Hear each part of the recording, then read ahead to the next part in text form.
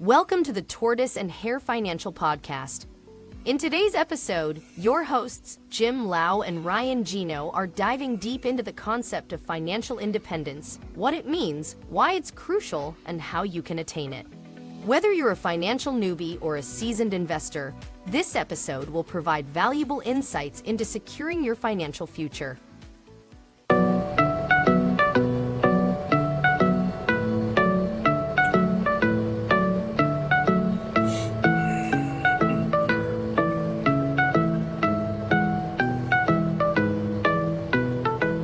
Why is it me? Why am I that guy?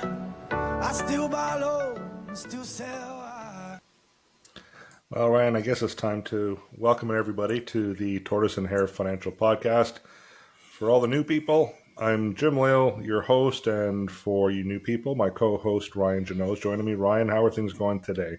It's an amazing day, beautiful outside, and excited again to talk about another topic that often comes up with a lot of people of how they can move themselves forward and understanding how to become financial independent. So, What does that even mean? I mean, I think that means different things for different people, right? it does. There's many definitions of what it means for a lot of people, and I think we talked about this before too. With some people, is really understanding, understanding one, where is kind of the tipping point of the income that you've earned or earning, whether it's passive, and the output, and making sure that those are balanced, or if not, higher on the side for yourself, as far as the income that's in or the income that you've saved through investing, to make sure that you meet that financial independence that you seek. And everybody's answer is different. Yeah. And we go through this with people often, right? So Yeah, and I think we're going to talk about it more in the context of retirement Yeah. and retirement planning. But yeah, it does mean different things for different people. I was just thinking about this as I was kind of preparing for the podcast today, and it brought me back to when I was about 16, 17 years old. And I remember having a conversation with my Uncle Dave at the time, and I was saying, I just wish I had more money. I need more money. I got to figure out a way to get more of it. And he's like, why? I'm like, oh, because my life would be so much better if I had more of it. And he said, really? Do you really think it would be that much better? I'm like, absolutely. He goes, okay, so what's the first thing you would do? Probably get myself a nicer car. Okay, what else would you do? Probably go out and get myself nicer clothes. All right, and what else would you do? I don't know, probably go on vacations or whatever else. He goes, so really what the more money is going to do for you is provide you maybe with some nicer things, but at the end of the day, from a financial point of view, you're not going to be any further ahead than you were today. You're just buying more expensive stuff. Yeah. Right. And I remember at the time I didn't quite grasp what he was trying to say. Now, seasoned veteran and, gone through with lots of experience with money and stuff and life. Yeah. I'm like, man, he's so right. And that kind of leads to, individuals who win lotteries. Absolutely. And what is it? I think it's like 80% of them after 5 years of winning a lottery are worse off financially than they were before winning the lottery, right? Yeah, 3 to 5 years, they're worse off than before they were before. So yeah, so and even some athletes, football players or basketball players who've only had a short career, being thrown all kinds of money, and a lot of them go bankrupt after a few years. So financial independence, I don't really think is necessarily about money and having a lot of it. I think it's more about what you do with it, how you manage it. I think there's a spending component, there's an investing component, right? And just kind of finally, in terms of retirement and talking about financial independence, retirement for me, when I speak with a client, isn't about an age or a dollar value necessarily, or even an income stream, even though that's the planning that we do so people can kind of see it. Really, financial independence and retirement is you're working, and you finally one day say, I've had enough. I just can't do this anymore. I don't want to get up early, and I don't want to have to commute if you're a commuter. And having the confidence knowing that if you decide to shut it down, you have that independence, financial independence, to be able to make that decision. Yeah. Right. That's really what retirement is. Yeah. Yeah. Yeah, lots of great points, and I concur with pretty much everything. And I always like to create dialogue where we disagree too. So, which is another idea for a podcast: two separating views, right? I think So, that'll be actually probably a harder one to come up with, yeah, based on your personality, my personality, and how we share a lot of values when it comes to clients and planning and all those things. But yeah, we'll see if we can come up with something. yeah. I think along the way, and we'll dive into it. Is just truly finding out and understanding what's most important to you, Hmm. and for you and your family and your significant other, and how that plays into helping you get to retirement that much earlier. Yeah. Again, I know you spoke about sports athletes too. I know plenty that have that same story of overspending. A great Mm, story of somebody to look into is, Shaquille O'Neal, somebody right. who finally understood about what wealth was, and how to become independent and having different avenues of income streams, and really for him to giving back to Hmm. his the community and whatnot. So Hmm. there's lots of great stories of people that want to be able to share of how they become more financially independent besides Yeah. just a number, right? So Yeah. So I'll read. So this idea came from another article that we sent out a while ago to our clients who are signed up to our e-newsletter. So if you're not, visit tvhfinancial.ca. You'll be able to find a section there on the main page where you can sign up for our newsletter. So I'd encourage you to do that. So this article comes from one of those e-newsletters, and the paragraph I'm going to read here is defining financial independence according to a financial advisor in the U.S. So you will know if you are financially independent if you have eliminated your debt, have a financial reserve that can sustain you for an extended period, and have reduced stress levels when managing your finances. And that's according to Annette Harris, owner of Harris Financial Coaching in Jacksonville, Florida. Financial independence is achieved if you are not dependent upon your employer, income from your business, or financial assistance from an outside source. So I want to talk about the debt part first. well, Because I know when we talk about financial independence, a big part of it is, some people have now, what is it, the mortgage burning party or whatever, where yeah, they burn their mortgage. You know, in a lot of cases, paying off your mortgage in retirement isn't necessarily necessary. And it doesn't necessarily provide financial independence if you have the income to support the mortgage payment, yeah, right? So we can look at two people. You can have person A who decides that they work really hard to pay off that mortgage and they reach retirement. They have no mortgage debt whatsoever, no mortgage payment to make, hmm, but they didn't set anything aside to draw from to live off of. yeah, So not having that mortgage payment or mortgage debt hasn't necessarily put that person in a better financial spot because now they don't really have another source of income to live off of or draw from over retirement. mm, And part of it is because they've accelerated their pay downs and whatever else. So every dollar has gone into paying off that debt.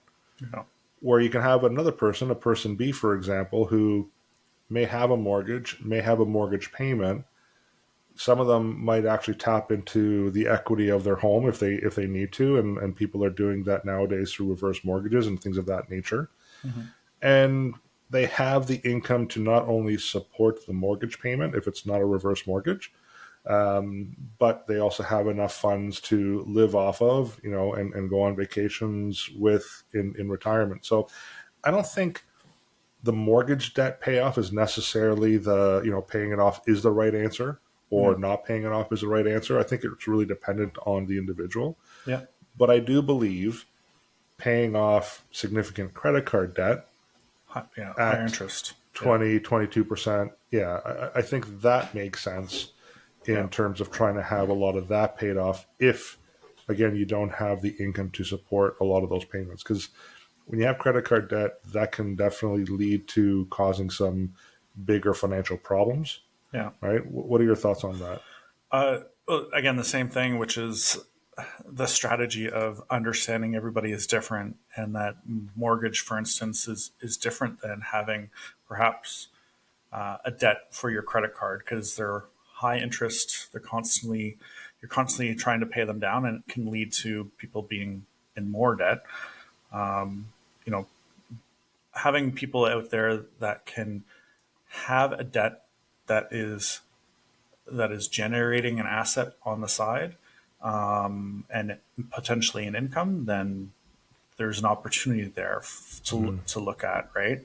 And then again, we talk about, kind of the spending habits of making sure that you're living comfortably and enjoying life, but understanding what's most important to you, instead of, as you said at the beginning, do you need the new fancy car, right? But I think the elimination of high interest debt is one of the things, especially as Canadians. I think we're one of the top, when it comes to countries in the G7. I think we're the highest debt ratio of any of the countries. And I just saw a stat, for instance, when it comes to spending. Out of a list of 40 countries, Canadians spend an average of $2,100 during Christmas time, holiday shopping. Okay. And we were the highest out of all these countries. And it was, I'll find the information and share, but it was very interesting to see how much pressure we put on ourselves to spend in certain ways. And it's part of our job is to make people just simply aware of what and where their money is going, and to help somebody there to support the journey that they're on. And if you have a goal of early retirement or buying a place, that you're working with the right people that are going to help you along that journey. So yeah, and you make a good point about the awareness side. We're definitely not preachers of, do this and don't do that, and stop buying your lattes and all that. We just don't do that. What we prefer to do, because again, budgeting or budgets for financial planning have proven to fail 90% of the time, similar like diets, and we've talked about that in the past. Yeah. So really for us, it's more of an awareness. Yeah. Here's where your money is going, and visualize it, see the number, because most people don't really track it. They're not really aware of what their variable expenses are. They know what their fixed expenses are. If I ask a person, well, what's your mortgage payment? They can quickly tell me. If I ask a person, what's your utility bill on average per month? They can quickly tell me. Yeah. When I ask them, how much do you spend at a restaurant per month or eating? Exactly. That's the one where they have to guesstimate the number. Yeah. And they're always off. And normally they're on the low end, not on the higher end. And then when we put them through the process, then they actually see, geez, it's a lot more than I actually had thought. Yeah. And even if we identify something that's a little bit extravagant or whatever, we're not going to say to them, well, stop doing that. Yeah. I'd say most of the time people will look and realize maybe I need to make a change. Right? And a lot of it has to do with working with us to understand what their true ultimate goal is, right? And when they put forth what their goal is and keep that forefront whenever they're making money decisions, the outcome ends up being a lot more on the positive side when they have somebody to help support kind of the checks and balances along the way and help them kind of think through it. So, and I will repeat this over and over. It's just the more aware people are of their own financial literacy, their own spending, the more they can work towards a financial independence for themselves and their loved ones. So, So one way that people can develop or create some financial independence is kind of using some of the strategies in Rich Dad, Poor Dad. Yeah. You've read the book, I believe, multiple times. Yep. I've listened to the book multiple times because I'm not much of a reader. I'm more of a listener. Yeah. But one of the things that he does encourage people or suggest people to do is have multiple streams of income. Don't just rely on one, for example, Yep. or two. So if it's a couple working and they both have jobs, that's helpful. But what if one of them loses their job? What if one of them becomes sick and they lose that source of income? Yeah. That could put a family in a difficult financial spot. So a couple of ways. One way that we've helped clients at TVH for many, many years is by helping them get into rental properties and having, a rental property or two or three, providing them, a certain income stream. Yeah. Now, what it won't necessarily do right off the bat is put you in a cash flow positive situation, but what it's done, and we're seeing the benefit now because of recent times with interest rate costs going up with mortgages, many people have built a lot of equity, having someone else basically, a renter pay down the mortgage debt for them. Mm-hmm. There has been some appreciation in the real estate property. Now we have people that are selling off the rental properties and they're walking away with a lot of money Mm-hmm. and taking that money and either paying off some of their revolving debt or reinvesting it into other investments that offer income streams. Yep. So real estate is one way where you can look at adding an income stream. So if people are looking for assistance with that, that's an area of expertise that we offer our clients with our partners, John and Sonia, on the mortgage and legal side. Another way is by opening up, what the youngins call today a side hustle, right? So having a side business, and that's another way that you can potentially add another source of income, which will help you to have that, independence, financial independence. Yep. And really a third way is investing in such a way where you are receiving income from your investment. So investing not only in real estate as one way, but investing in, investments, individual securities or investments that are paying some form of dividend or interest. Paying, yep. Right. So there are multiple ways of developing financial independence by creating multiple sources of income. Yep. Anything to add to that? Again, going back to the rich dad, poor dad, it's that mentality of amassing assets that are generating income for you in different avenues. And it's really a very independent way of thinking.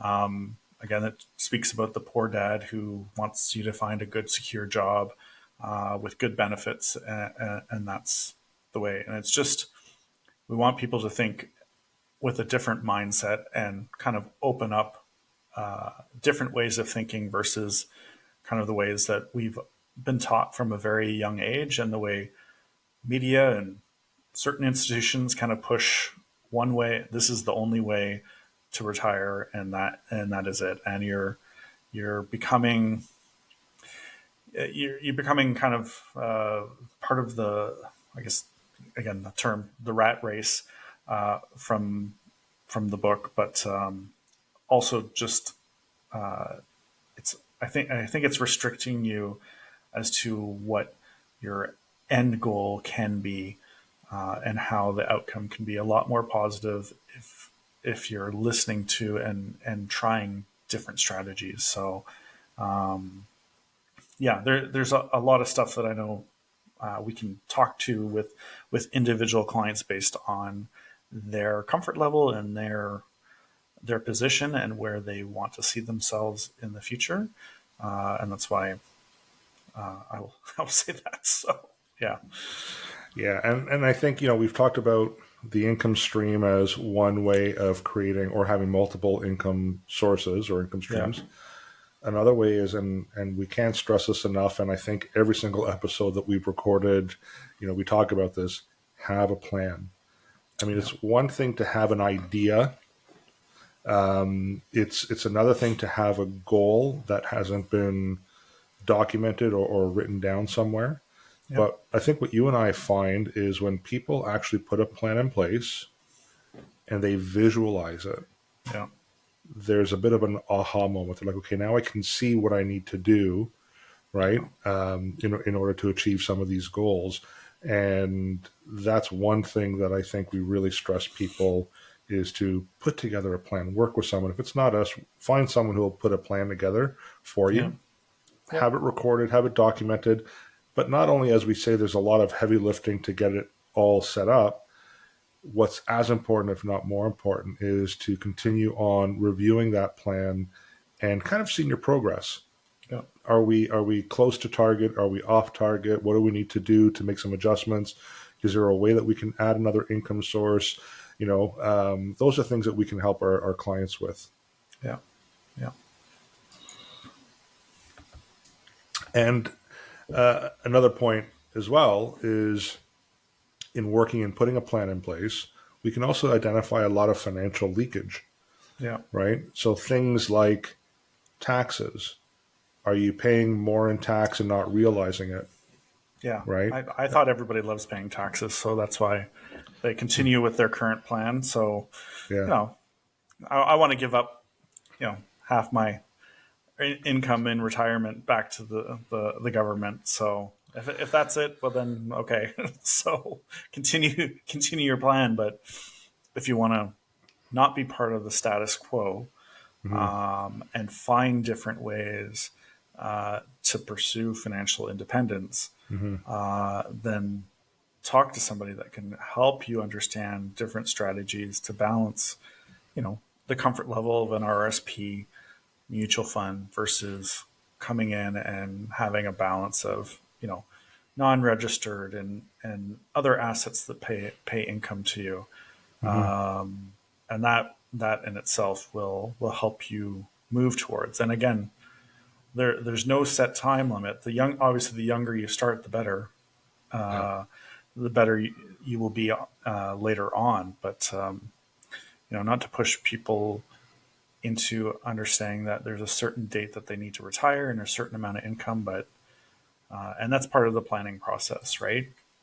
That we do our at minimum reviews every year to talk through, have their goals changed, right? Because you don't just set it and forget it, and that's often what people do. But I think a challenge that I have for a lot of people out there, our listeners, is sit down with yourself and your partner or your family and have a couple hours just to talk about where that year looks like and what some of the goals are, whether it's saving for a family vacation or upcoming expenses or wanting to retire early, and even the dialogue of what does the retirement, and even after retirement, what does your legacy look like, right? And how that can be planned out with the proper advisor. So Yeah, and going back to tax leakage again, most people don't realize there's a lot of decisions that they make where they're paying tax and it's not necessary. yeah, Just a simple example for everyone who has their money in savings accounts right now, earning 5% or getting into GICs, locking in at 5 years at 5% per year. If you have that $100,000 in a GIC, for example, non-reg, and you're earning 5% per year, at the end of the year, you're paying tax on $5,000 of interest income that you've earned. And depending on your tax bracket, you can take off 2 of that 5% is going to taxes right off the bat. yeah, And for many people who, they typically don't take that 5,000 out, they just compound it. What that also means is you're compounding your tax, because the following year now you're paying income on the 105 plus the 5% on top of that, and it just keeps compounding and compounding. So there's different ways. Those are just small little tidbits, a little example of how you might have a tax leakage, and there's strategies to avoid that. Simple things like, do we put money into an RSP over a TFSA? Well, one is deferring a tax problem. The other one, is tax-free. So there are benefits to working with both. But these are just some small examples. Someone who becomes incorporated or owns a business, many expenses that they couldn't really claim as a deduction now become a business expense. yeah, So your cost is the same, but now there's some form of tax benefit. And that's something that you would talk, to an accountant about to make sure that you're claiming the right type of expenses. So there's a lot of different scenarios and different things that we could do to identify if there's a tax leakage and reduce that tax because, like you said, Ryan, and I know you were sarcastic about it, no one really likes to pay tax. We all have to pay tax, but do we have to pay more than our fair share? No, there are strategies that we can help. So there's the tax leakage is one of them. Another part again is financing costs. Some people might look at just focusing on the rate of return or the interest cost rate, but there's so many other aspects to that decision where we look at opportunity cost, and there's what's the loss there. So Loss I'm not going to opportunities, get into the weeds with these things right now today. That's something that, again, if you're interested in and you want to talk to us about it, reach out to us and we can kind of run through some concepts with you. But there are other ways that we can help reduce some of these costs, help to increase wealth, to help you achieve that financial independence. Because I've been doing this for 34 years, Ryan. I don't think I've ever had a client come to me and say, Jim, I've got too much. Show me how I can have less of it. Yeah. Right.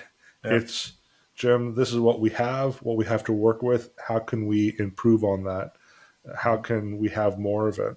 Yeah. And another example, as I think about it now, is, let's not focus necessarily on just accumulating the wealth, but let's multiply the wealth. Yeah. And that's where, again, some of these other strategies come into play, where we can start multiplying and really start to increase a person's net worth. Yeah. Yeah. Any thoughts on that? Yeah. Well, as far as increasing net wealth, it's really for me in working with kind of the 25 to 45 client, it's being able to talk to them about instant gratification and overcoming that. How do you teach that to your kids and your kids' kids or your grandkids, depending on the way it's worked? I know there's plenty of information out there about, instead of you taking your kid out for McDonald's, show them how to buy stock in McDonald's, right? And those small little movements can help create the purchases of assets versus liabilities. And in the end, again, going back to financial independence and what that definition is for you and your partner or your family. And then I said again, whether you sit down with your family once a year or twice a year, to really personalize and understand what their own financial independence is based on their goals or values that are coming up. So, and again, you keep saying it's not just about accumulating the wealth, but also finding a little bit of purpose within that, and multiplying the streams in which we can gain little benefits and tax deferred opportunities. So, yeah. Now, before we started recording, you had said you didn't want to be preachy. Now, I'm probably gonna be coming across as a little bit preachy here because you said the word instant gratification, and I don't know why that just triggers me sometimes. Because we all want it, but I think some have learned that slow and steady wins the race. Yeah. But I find that some of the younger clients, and I'm going to sound like an old man, but some of the younger clients, and I think it's part of how they were raised, because of the technology, the cell phones, everything's very instant. We have an instant reaction, instant news, instant everything. Yeah. But I think they believe that life works the same way. And, I remember when I first got married, my wife Carol and I, we bought a small little bungalow. It was a little 2-bedroom. It's what we could afford. And we eventually upgraded from there and then upgraded from there again. I find that the current generation, the younger generation, they don't want to take those steps. They want to get straight into that 4-bedroom, 2,500 square foot home right away. They don't want to go through the steps of kind of building up to it. And that takes them away from having that financial independence, because they're starting off with $1 million mortgage and heavy payments and whatever else, and not really focusing on anything else for their future. And they're relying on that one single asset. Yeah. So that's part of the issue. And the other one too is, I don't know about your first car. I mean, my first car, I owned a Vet. You know, it was a Chevette, and it was given to me by my uncle who was about to scrap it. Yeah. But that's what I was able to afford, and eventually build from there and build from there and build from there. Yeah. Where again, I think the younger generation, because they're used to that instant gratification, they're not willing to start with an old beater in many cases. They want the new vehicle, and they're already getting into a $20,000, $30,000, $40,000 vehicle with more, loan payments and lease payments and all those things. Yeah. And that can derail a person's financial future as well, right? And that's coming from a car guy. I mean, I'm a car guy. I love cars. Yeah. And you know, but take it for what it's worth. The impact when you show somebody the numbers, especially younger people that I've been working with, is when you show the longer term impact that can have. And so I had a Chevrolet, we called it an Extenda Porsche. It was a wagon. Okay. We called it the Extenda Porsche. Nice. for fun. But and again, it was a hand-me-down, and everybody drove it. So, but again, for people to be able to make the right choices for themselves, if they want financial independence, setting that realistic goal for themselves, and how I guess the how is often, I use the pay yourself first as one of the first things that I ever learned. Was instead of allowing money sit in your bank and seeing that amount grow, and especially as a young person, $5,000 can feel like $1 million to us, and removing that money immediately away, and knowing that was going away to an investment. Young, it was non-registered, didn't need registered, taking advantage of not worrying about, I didn't have anything to worry about as far as taxes when I was young, right? So, but accumulating over time, and again, applying the rule of 72 and compound interest, again, terms that we encourage people to go and learn about,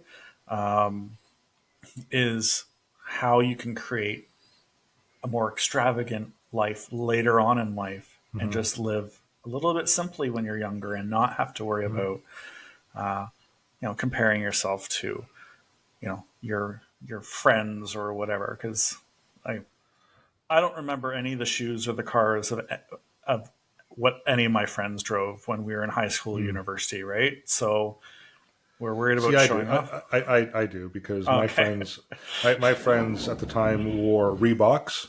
Yeah. And I was wearing Reeboks from Bargain Heralds. not Byway.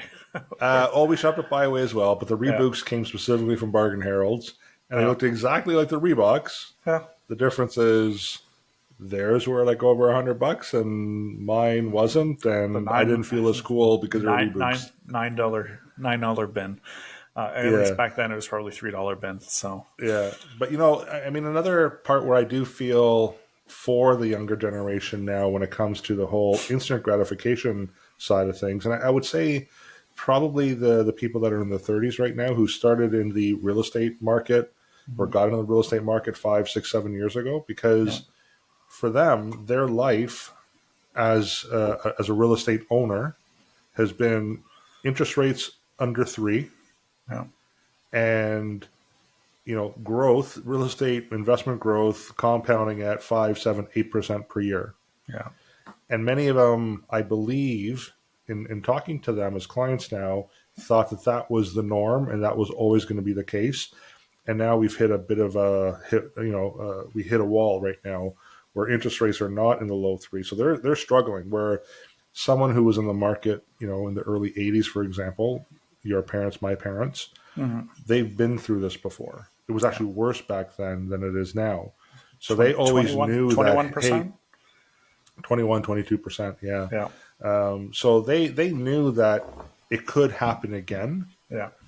but the younger clients, they just never would have anticipated that, or they got into Bitcoin and all of a sudden they've doubled, tripled, quadrupled their money, thinking that that would always happen, it will always go up, But what's Newton's law? What goes up must come down, Yeah. right? So I do feel sorry for many of them who in their 20s and 30s, early 30s, got into some of these, again, real estate or some of these investments because they always believed it was just going to continue on growing and growing, and that was never going to end. And now reality has set in for many people, and hopefully that means it's tuition for them, Yeah. meaning that they've learned from it moving forward. That's Right? exactly what I was thinking, which is, you can get a great split of people, some that will become fearful and it will now become ingrained in them and it will become a habit and a behavior. And then there's others that, as somebody who has an 8-year-old at home, that want to encourage that every failure is an opportunity to learn from, and that you continue to educate yourself. You learn that things come in cycles, things go up and things go down, and that as long as you're learning from that experience and you're educating yourself more and surrounding yourself with great people that will help support that goal, then that's a recipe for success. So Yeah. baked at 350. So There you go. Awesome. So you know what? How about maybe kind of the final point that we'll talk about is ultimately what is the benefit of having financial independence?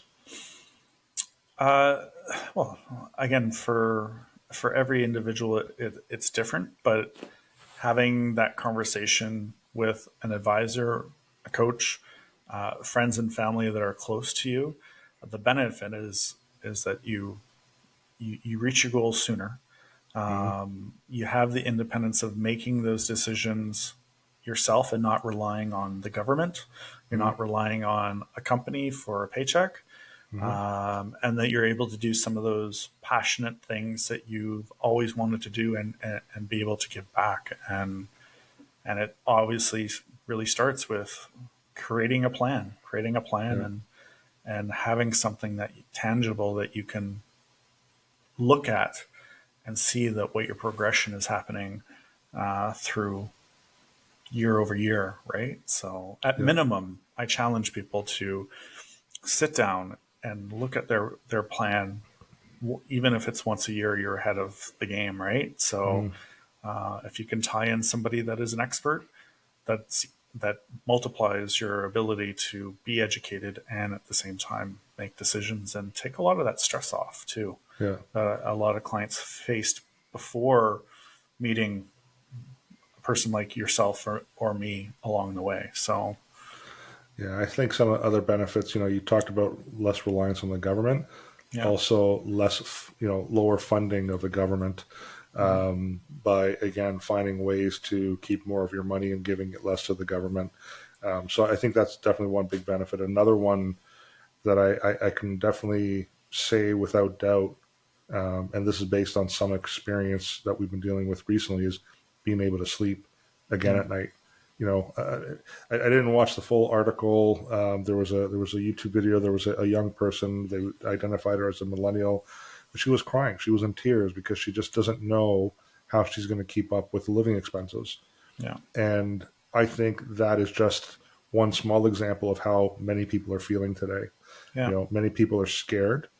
I just heard today in the news that there are more people. I think 15% of credit card holders now are not making their payments. They're not able to make their payments, and it's yeah, because they're choosing to make their mortgage payment, and they yeah, don't have enough to pay their credit card payments.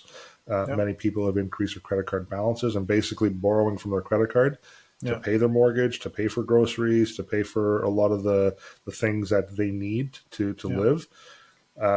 So having some of that financial independence will take away some of that stress, because financial stress is huge. And It can make people really sick.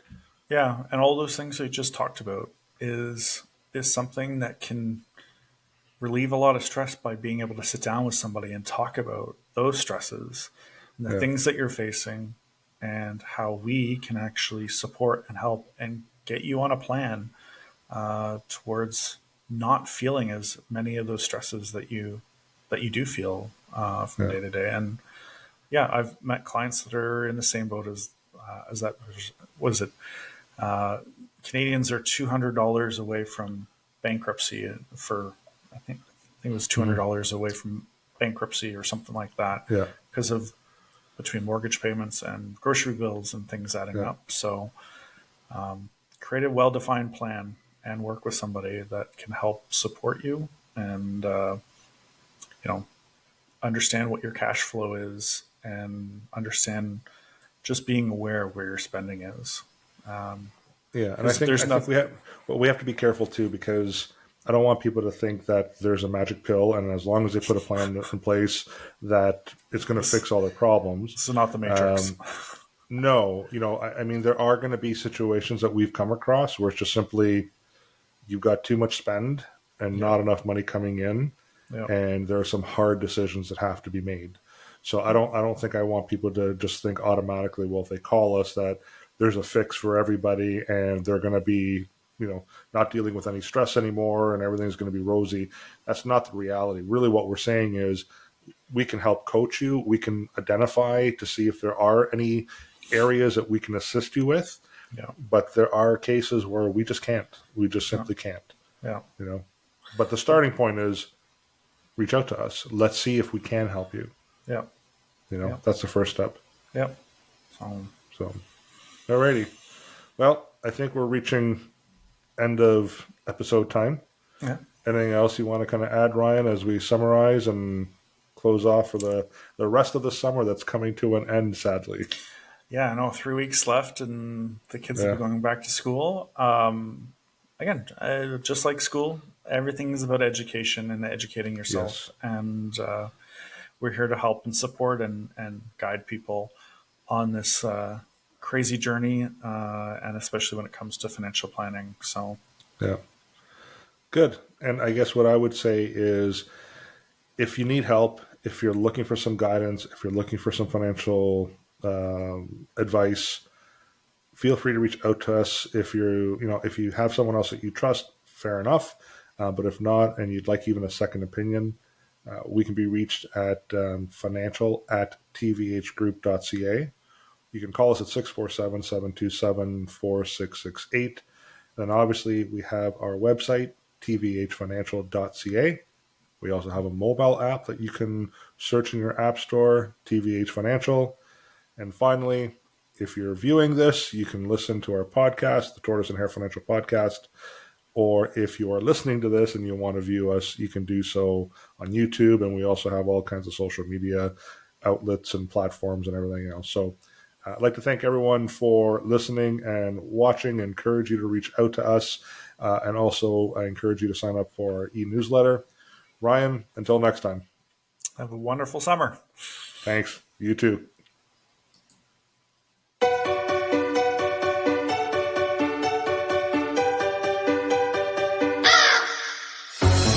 Why is it me?